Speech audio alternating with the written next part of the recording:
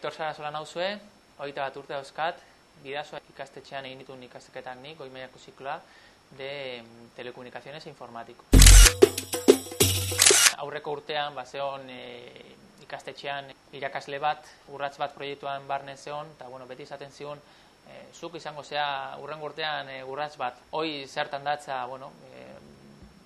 zure enpresa sortzeko aukera, behintzat. Laguntzen dizu, zu dauzkazun ideiak nolabait errealitatera eramatzuk. Enpresa bat montatu nahi badezu, noa zoaz, laguntzak bai asesori aldetikan, bai diru aldetikan, ez? Nun ematen zea alta autonomon. Etezu proiektu bat hasieran, zure ideia guztik bertan plasmatzeko, eta ikustezu hor, liburuzkan, ia,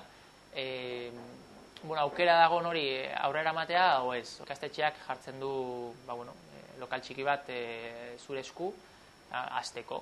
Orduan, lokal txiki bat zure esku, eta gero, bertan baukazu DSL konexioa, ordenagailu bat, tresnak, makinariak.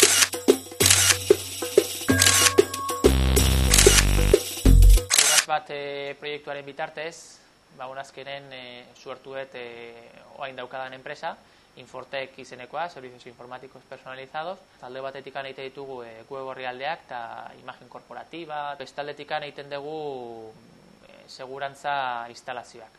Oso esperientzia baliogarria iruditu zait.